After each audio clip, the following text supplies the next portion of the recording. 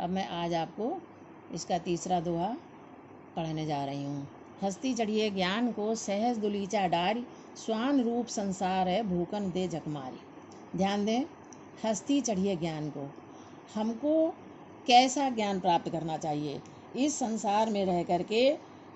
जैसे हाथी की सवारी हम करते हैं, हमको इतना ऊंचा ज्ञान प्राप्त करना चाहिए। सहज दुलीचा डार, उसके ऊपर सहज दुलीचा डार के बहुत ही नरम, बहुत ही कालीन रूपी आसन बिछा करके हमें वैसा ज्ञान प्राप्त करना चाहिए बैठ करके। क्योंकि कबीर साधकों को संबोधित करते हुए कहते हैं कि हे साधकों, हे भक्तजन, तुम ज्ञान रूपी हाथी पर सहज समाधि रूपी आसन बिछा करके निश्चिंतता से चलते रहो। हमको किसी प्रकार का भय नहीं होना चाहिए। क्यों कि स्वान रूप संसार है।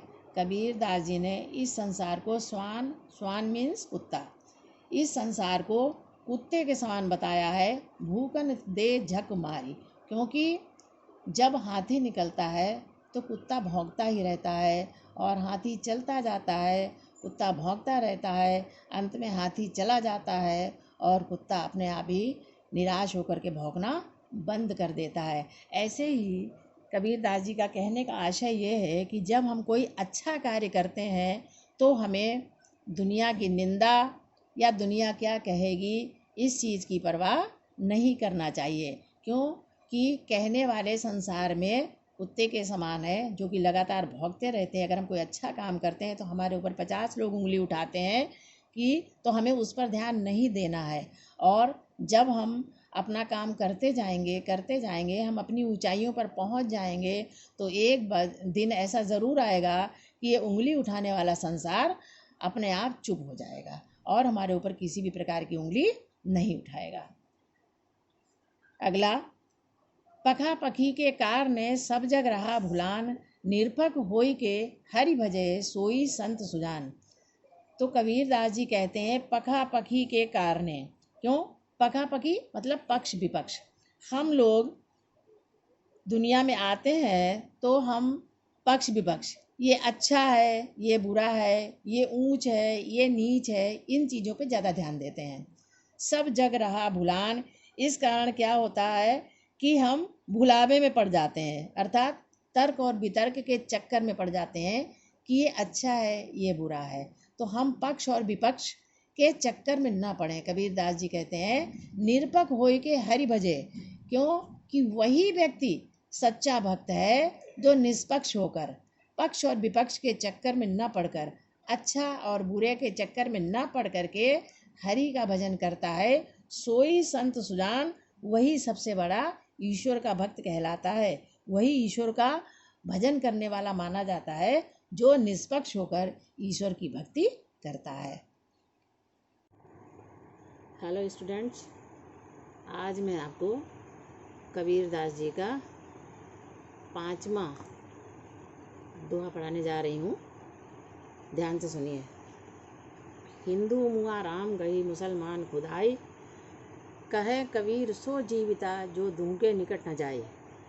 कबीर दास जी कहते हैं, इन्होंने यहाँ पर कबीर दास जी राम और रहीम, या यूँ कहिए हिंदू मुसलमान दोनों पे कटाक्ष कर रहे हैं कि, और कह रहे हैं कि हिंदू मुआ राम कही मुसलमान खुदाई, कि हिंदू जनमानस राम राम कह करके मर गया, अर्थात हिंदू जाति के लोग राम राम कह करके मर गए। मुसलमान खुदाई, और मुसलमान ज़िंदगी भर खुदा खुदा करते रहे, लेकिन न हिंदुओं को राम मिला और न मुसलमान को खुदा मिला। कहें कबीर सो जीविता जो दूं के निकट न जाए। इसलिए कबीर दास जी कहते हैं सो जीविता, जीवित व्यक्ति वही है कि जिसने इन दोनों के भेदभाव से दूर रहा, जिसने राम और रहीम में कोई भेद नहीं समझा, हिंदू और मुसलमान में कोई भेद नहीं समझा, हिंदू और मुसलमान के बीच की जो खाई है उससे दूर रहते हुए उसने अपना जीवन जिया, और इस संसार में दोनों को दूर रख के, दोनों के किसी अपनी विचारधारा को, अपनी आत्मा को पहचानते हुए जिसने जीवन जिया, वही भगवान के निकट पहुंचा। क्यों कि ईश्वर या यूं कहिए भगवान राम और रहीम से एक अलग है और मानवता हिंदू मुसलमान से भी ऊपर है। तो सही मायने में जो व्यक्ति मानवता से भरपूर है उसको हिंदू और मुसलमान राम और रहीम के चक्कर में नहीं पड़ना चाहिए। अब मैं आपको बता रही हूँ, आप ध्यान से सुने, क्योंकि बार बार संदर्भ नहीं लिखना है, आपको प्रसंग लिखते हुए इसकी व्याख्या लिखनी है। अब अगला सुनिए। काबा फिर काशी भया राम ही भया रहीम, मोट चून मैदा भया बैठ कबीरा जीम। क्या कहना चाहते हैं कबीरदास जी? कबीरदास जी आपको बताना चाहते हैं कि जब हमारे बीच से राम और रहीम का भेदभाव मिट जाता है और हिंदू और मुसलमान के बीच में कोई भी भेदभाव नहीं रहते हैं, सब आदमी मतलब अपने में आपस में जब भाईचारे की भावना से प्रेरित हो जाते हैं तो क्या होता है, हमारे साथ क्या घटता है, क्या घटना घटित होती है कि काबा फिर काशी भया। तो क्या होता है कि जो मुसलमानों का सबसे ज़्यादा पवित्र स्थल काबा है वो क्या हो जाता है, हमारी पवित्र काशी के समान हो जाए। हमें काबा में ही काशी नज़र आती है और उस पवित्र काशी में ही हमें वो काबा स्थल नज़र आता है, क्योंकि हमें जब कोई भेदभाव नहीं रह जाता राम और रहीम के बीच में तो हमें काबा ही काशी नज़र आती है। और अगर हम काशी पहुंच जाएं तो वहीं पर हमको काबा दिखाई देता है। कैसे? और ऐसे ही राम रहीम हो जाता है और रहीम राम हो जाता है, क्योंकि जब भेदभाव मिट गया तो ईश्वर में कोई फर्क ही नहीं, ईश्वर तो एक है। मोट चून मैदा भया बैठ कबीरा जीम। कबीरदास जी कहते हैं कि उसी प्रकार जैसे मोटा चून हम लोग छान करके मोटे चून को, मोटी भूसी को अलग फेंकते जाते हैं और हम ये समझ लेते हैं ये अखाद्य पदार्थ है, ये हमारे खाने योग्य नहीं है। लेकिन जब भेदभाव खत्म हो जाता है तो वो मोटा चून जिसको हमने फेंकने के लिए रखा हुआ होता है वो भी हमें मैदे के समान लगने लगता है।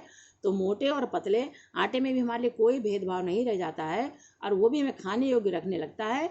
और कबीरदास जी उसको बड़े प्रेम से जीने लगते हैं। तो यही वो लोगों को बताते हैं, अपने मन के भेदभाव को मिटाइए और एक होकर के सहज भाव से ईश्वर को याद करिए। अब हम दोनों को हम एक बात आपको बता रहे हैं कि दोनों का ही एक्सप्लेनेशन आपको लिखना है, संदर्भ नहीं लिखना है और अलग अलग दोनों को लिखना है। जब आप पांचवा लिखेंगे तो आप लिखेंगे हिंदू डैश डैश डैश निकट न जाए और फिर इसका आप प्रसंग लिखेंगे, फिर इसका एक्सप्लेनेशन लिखेंगे, व्याख्या लिखेंगे। काबा फिर काशी भया, ऐसे ही आप नंबर 6 डाल करके काबा फिर काशी भया डैश डैश डैश बैठ कबीरा जीम, फिर आप इसका प्रसंग लिखेंगे और फिर प्रसंग लिखकर इसकी व्याख्या लिखेंगे। व्याख्या लिखने के बाद अगर आपको इसमें कोई अलंकार नज़र आता है, कोई विशेष चीज़ नज़र आती है तो विशेष हेडिंग डाल करके उसको आप उसमें लिखेंगे, जोड़ेंगे। जैसे कहें कबीर, यहाँ पर का वर्ण की आवृत्ति बार बार हुई है तो यहाँ पर अनुप्रास अलंकार है। ऐसे ही कोई आपको अन्य अलंकार नज़र आता है तो वो भी आप लिख सकते हैं।